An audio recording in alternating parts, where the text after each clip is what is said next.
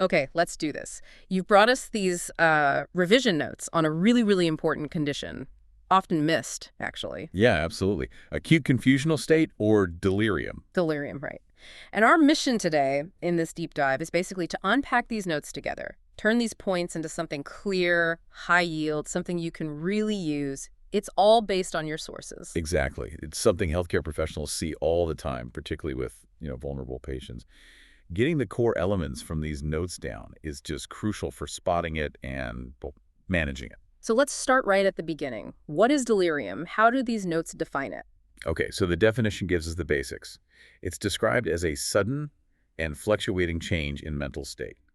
Key problems are with attention, awareness, and just general cognitive function. Sudden and fluctuating. Those two words really jump out, don't they? Why are they so key? Because they're the hallmarks, really. They help tell it apart from other things. That acute onset, like, it wasn't there yesterday, but it is today. Or it changed really fast, and the way symptoms can come and go, get better or worse during the day. That's classic delirium. Waxing and waning, they call it. And I see the notes mention different ways it can look, different types. The subtypes. There's hypoactive delirium. That's where someone's quiet, withdrawn, maybe seems a bit sleepy or apathetic. That sounds easy to miss. Oh, it really is. Often missed because it's not disruptive. Yeah. Then you've got hyperactive delirium that's more obvious. Agitation, restlessness, sometimes hallucinations or delusions even. Right. And then there's mixed, where the person sort of swings between those two states. It definitely makes sense that the quiet one is sneaky. It truly is. And the sources make a really critical point early on. Delirium is almost always caused by more than one thing. It's multifactorial. Think of it like a vulnerable brain being tipped over the edge by different insults. Common triggers flagged here are things like acute infections, metabolic problems, issues within the brain itself, or problems with medications or substances. Medications. Yeah. You mentioned they're a big one. Huge, yeah. We'll definitely come back to that. And just wrapping up the definition points from the material, it stresses the acute onset, that fluctuating course, the much higher risk in older adults, and, well, this sobering statistic on mortality, it's noted as up to 20%. Wow, up to 20%. That's significant. It's definitely not just simple confusion. No, not at all. And just for clarity, the sources list some other names for it. Synonyms. Yeah, that's useful. Acute confusional state, obviously. Yeah. Also acute brain failure, which really gives you a sense of the severity, doesn't it? It does. Acute organic reaction and even postoperative psychosis, they all point to the same underlying syndrome. Got it. So recognizing any of those terms means thinking delirium. Exactly. Okay, so we know what it is, key features. Now, where does it actually come from? The causes, the etiology. Looking at the material, it's a really, really long list. It is long. Yeah. And that just reflects the multifactorial thing we talked about. The key, I think, isn't memorizing every single possibility, but understanding the main categories to check off in your head. Kind of like buckets you need to look into. Right, makes sense. So what are those main buckets? Infections are massive, especially in older or more vulnerable patients. Think UTIs, pneumonia, sepsis, even meningitis or encephalitis. A simple infection can absolutely trigger delirium. Okay, infections. And you flagged medications as high yield. Critically high yield. These notes say drugs are involved in nearly half of cases. Half? Wow. Yeah. Common culprits include things you might not immediately suspect. Certain painkillers, medications with anticholinergic effects, dry mouth, constipation type sedatives like benzodiazepines. Always check the med list. Okay, so infections, meds, what else? Surgery is a big one. Postoperative delirium. Any major surgery, especially things like hip fracture repairs or emergency ops, they carry a high risk. Then there are toxic substances. Not just recreational drugs or withdrawal, but alcohol intoxication or withdrawal, or even environmental things like carbon monoxide poisoning. So something like CO poisoning could present as just confusion. Absolutely. Profound confusion. Vascular problems or another category, strokes, bleeds like subdural hematomas, even heart failure if it impacts blood flow to the brain. And metabolic issues seem to crop up everywhere in medicine. Massively important here, and often reversible if you catch them. Think about the basics. Low oxygen hypoxia, electrolyte imbalances are critical. Low sodium hyponatraemia, that's a really common trigger. High or low blood sugar, poor kidney or liver function. They can all seriously disrupt brain chemistry. It really sounds like the brain just needs everything to be perfectly stable. It really does. Yeah. The notes also list specific vitamin deficiencies, thiamine, B12, nicotinic acid, endocrine problems like thyroid issues, head injury, the state after a seizure, brain tumors, and interestingly, even really simple things like urinary retention or just being badly constipated. That's one of those points. Constipation or retention. Easy to overlook, but Yeah. so important in practice, right? Exactly. Don't miss the simple reversible stuff. And sometimes, it's multiple things piling up, or unfortunately, despite looking hard, the cause isn't found. Okay, so given that huge list of potential triggers, who is actually most likely to get delirium? What are the key risk factors highlighted in these sources? Right. This is about vulnerability. The single biggest risk factor mentioned is age. Being 65 or older significantly increases the risk. And gender, is that a factor? Yes, male sex is listed as a risk factor too. And really critically, having any pre-existing cognitive impairment, things like dementia or a history of stroke. And the worse the dementia, the higher the risk of getting delirium on top of it. So if the brain's already a bit compromised, it's easier to tip it over the edge. Precisely that. Other big factors include having lots of other medical problems, Yeah. comorbidities, or having had delirium before. Once you've had an episode, you're more likely to have another one. That's a key predictor. We mentioned surgery as a cause. Is it also a risk factor itself? Definitely. Operative factors are a major risk, especially emergency surgery or high-stress procedures like fixing a hip fracture. What about someone's general health, if they're just very unwell? Yes, being acutely ill is a major risk factor.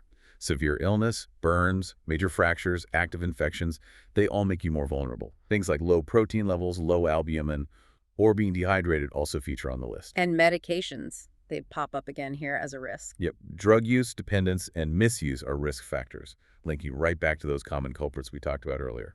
Benzodiazepines get another mention here too.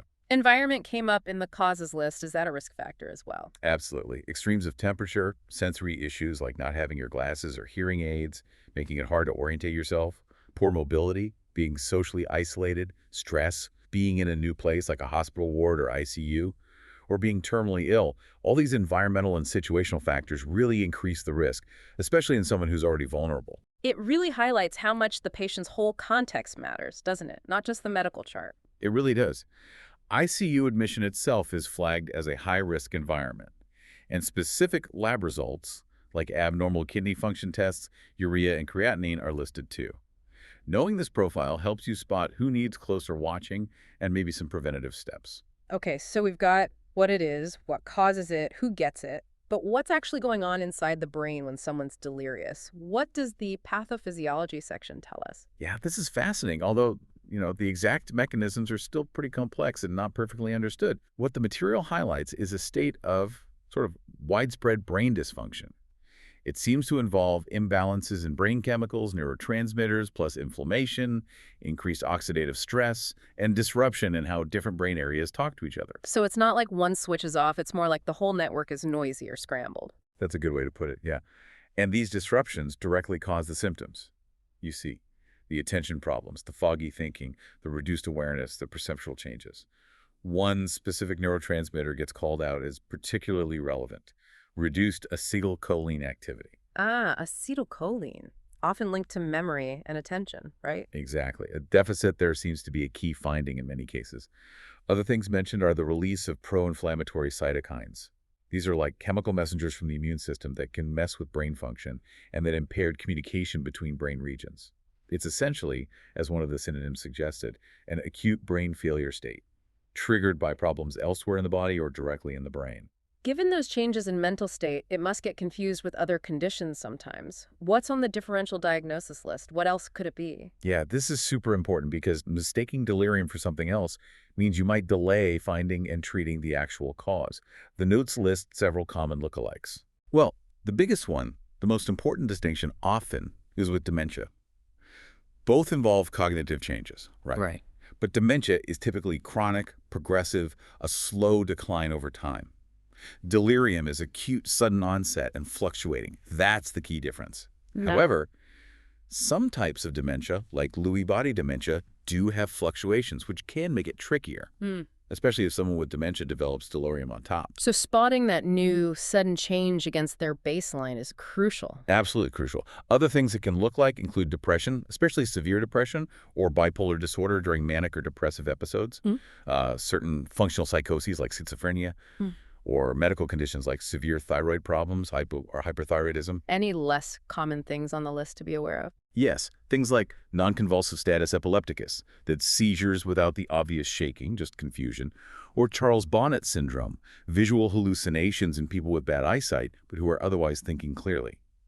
The list also includes metabolic encephalopathy, brain dysfunction from severe metabolic issues, stroke, brain tumors, meningitis, and of course, acute intoxication or withdrawal from alcohol or drugs. It really hammers home the need for a proper medical workup when someone suddenly becomes confused. It really does. Always ask, is this new and is it fluctuating? That should scream delirium until proven otherwise. Okay, before we get into how it looks day to day and what we do about it, just how common is this condition? The epidemiology section gives some perspective. It's way more common than most people think, especially in certain settings. Out in the general community, it's pretty low, maybe 1–2%. But look at older adults over 85, it could be up to 14%. That's a big jump just with age. It is, but then look at healthcare settings. Long-term care residents, 10–40% prevalence. Hospitalized older adults people, 65 plus, admitted to hospital, the prevalence is around 50%. 50%, half. That number is, well, it's staggering. It is staggering, and it highlights why it's so vital to be aware of it. In emergency departments, about 30% of older adults presenting might have delirium. It complicates a huge chunk of major surgeries, the notes say 17–61%. And in ICUs, it occurs in the vast majority, 70% to 87% of admissions. So basically, if you're elderly and you end up in hospital or especially ICU, you are in a very high-risk situation for delirium. Extremely high risk. The notes also mention its prevalence in palliative care can be present in up to 88% of patients in their final weeks. Often it's the hypoactive quiet type there. And importantly, it doesn't always just vanish when the person leaves hospital. The sources say significant numbers, like around a third at 1 month, still have some delirium symptoms weeks or even months after discharge. I might have assumed it just clears up once the cause is fixed. That persistence is a really key takeaway. It really is, and it links directly to the long-term consequences. The epidemiology section clearly states delirium is linked to increased illness, longer hospital stays, higher healthcare costs, and significantly increased mortality. Okay, so we know it's common, especially in these vulnerable settings, and has serious implications. Let's talk about what it actually looks like clinically. What are the features? Right, the presentations. Yeah. Remember those core things. Acute onset, fluctuating course. Clinically, this shows up as problems with attention. They might be really distractible, can't follow a conversation, can't focus, reduced awareness of their surroundings, and difficulties with thinking, memory problems, language issues, disorganized thought. What sort of symptoms might family or staff observe? Well, beyond just general confusion or disorientation, you might see reduced alertness, maybe they're very sleepy, or the opposite, agitation, restlessness, pulling at lines. Hallucinations are common, especially visual ones, and delusions, paranoid ideas, perhaps, particularly in that hyperactive type. Their sleep-wake cycle often gets completely messed up. Right. Awake and confused at night, drowsy during the day. I've heard the term sundowning used for that. Yes, sundowning, where symptoms seem to get worse in the evening or overnight, that's a very common pattern you see with delirium. You might also see physical signs linked to the underlying cause, fever, abnormal vital signs, maybe tremors. So how is it actually diagnosed? Is there a test for it? The diagnosis is primarily clinical. It's based on recognizing that pattern. Yeah. The acute onset, the fluctuating course affecting attention and cognition. There isn't like a single blood test for delirium itself. But investigations are absolutely essential to find the underlying cause, because managing delirium hinges on fixing that cause. Got it. Assessment involves taking a good history, talking to family or carers is vital, doing a physical and neurological exam, and often using a structured cognitive assessment tool. And the material mentions a specific tool for that. Yes, the 4AT is mentioned. It's a commonly used screening tool for delirium. Quick, easy to use at the bedside, designed to pick up those key features. Okay, so diagnosis is clinical, but finding the cause is paramount. How do we investigate? What's the workup according to these notes? Right. Investigations are all about hunting for that underlying cause or causes. And to help remember the common, often reversible things you need to look for, the sources give a really helpful mnemonic. Oh, a mnemonic is always good for revision. It is. The mnemonic is PINCHME. Each letter prompts you to think about a key area. Okay, let's break it down. P. P is for pain. Is there untreated pain driving this? I. I is for infection. Yeah. Always high on the list. And N is for nutrition. Are they malnourished? Deficient in something? Yeah. C is for constipation. Remember how important that can be? Yep. H is for hydration. Dehydration is a common factor. Mm-hmm. M is for medication. Review that drug chart. And then the sources list E twice. E, Hmm. E. Yes. E for electrolyte disturbances, think low sodium, high calcium, etc. And E for environment. Look at their surroundings. Sensory input, recent moves. So, pain, infection, nutrition, constipation, hydration, medication, electrolyte, environment. PINCHME. It's a great checklist to run through. That is fantastic. A really practical way to remember the high-yield causes. So what are the actual tests that usually make up that initial confusion screen? Okay, based on PINCHME, you'd order tests to cover those bases. The standard screen usually includes routine bloods, a full blood count, FBC, looking for infection signs, anemia, urea and electrolytes, UNEs, kidney function, sodium, potassium, hydration status. Right. Then things like liver function tests, LFTs, thyroid function tests, TFTs, maybe inflammatory markers like CRP or ESR, and a calcium level. Those cover a lot of the infection, nutrition, hydration, electrolyte, and metabolic possibilities. So those basic blood tests hit quite a few points on the mnemonic. Exactly. You'd also typically send blood cultures if you suspect sepsis, do a urinalysis, and send a urine sample. UTIs are super common triggers, especially in older adults, and a chest x-ray to look for pneumonia, part of the infection screen. When do you need to start thinking about imaging the brain? CT scans and so on. Yeah, cranial imaging, like a CT head, isn't usually first line unless there's a specific reason. It's considered if you actively suspect a neurological cause, like a stroke, a bleed, a tumor, or if the delirium just isn't getting better despite treating what you think is the cause, or if your initial screen is completely negative and you're still scratching your head. So rule out the common reversible stuff first, generally. Precisely. Other investigations listed depending on the clinical picture might include an EEG that looks at brain electrical activity, or maybe a lumbar puncture to check the spinal fluid if you're worried about meningitis or encephalitis. Okay, we figured out how to look for the cause. How do we actually manage delirium once we suspect it? What's the approach in the material? Management is definitely multifaceted, but the absolute cornerstone, the number one priority, is find and treat the underlying cause. You have to fix what triggered it. Makes total sense. Infection, treat it. Dehydrated, hydrate them. Med causing it, stop it. Exactly that. Alongside treating the cause, providing really good supportive care is vital. That means keeping the patient safe, preventing falls, self-harm if they're very agitated, meeting basic needs, nutrition, hydration, helping with toileting, and trying to minimize things that make confusion worse, like too much noise, too many changes, sensory overload, or deprivation. And environment was a big factor in PINCHME. Great. Huge. Environmental measures are really important and often underutilized. Things like modifying the room for safety, making sure there's good lighting, especially at night, reducing unnecessary noise, helping them mobilize if safe, and crucially, addressing sensory deficits, making sure they have their glasses, their hearing aids, and that they're working. Helping them figure out where they are and what's going on. Yes, reorientation techniques, a visible clock and calendar, familiar objects from home, having family visit or consistent nursing staff if possible, gently reminding them of the time, place, situation. Trying to maintain a normal sleep-wake cycle is key to curtains open during the day, quiet and dark at night. So treat the cause, optimize the environment, and basic care. What about using medications for the delirium symptoms themselves, like agitation? Right, so medical management beyond treating the cause also involves optimizing all their other existing medical conditions. And a major point, again, is reviewing all their medications. Stop or reduce anything unnecessary, especially drugs known to cause confusion, like those with strong anticholinergic effects. For managing symptoms like severe agitation or aggression, the first step should always be de-escalation techniques, talking calmly, reassurance. Okay. If medication is absolutely necessary because of risk to self or others, the notes mention cautious use of antipsychotics, like small doses of haloperidol, or sometimes benzodiazepines. But hang on, I remember you saying avoid benzos in the elderly earlier. Yes, and that's a crucial point reinforced here.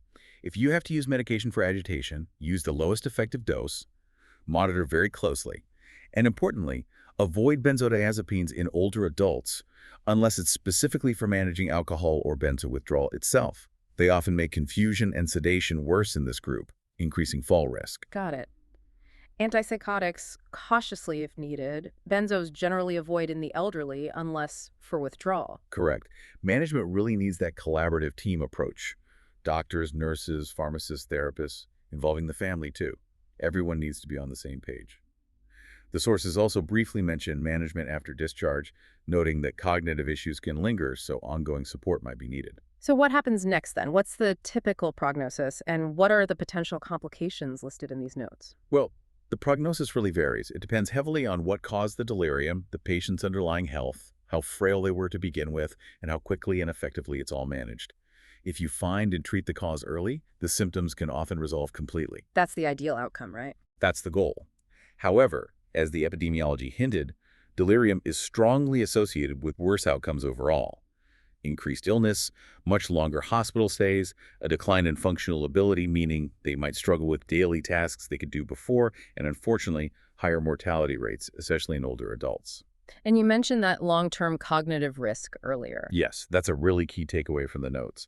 Having an episode of delirium increases the risk of developing long-term cognitive decline, and it's associated with an increased risk of dementia later on. So even if the acute episode passes, it can leave a lasting impact on the brain. Prompt intervention and that multidisciplinary care definitely improve the outlook, though. Given how serious the outcomes can be, is there anything that can be done to prevent delirium from happening in the first place? Yes, prevention is a huge focus, especially in high-risk places like hospitals. The notes outline several strategies. Firstly, just being aware of who is high risk, using those factors we discussed. Age, existing cognitive issues, severe illness, sensory impairment.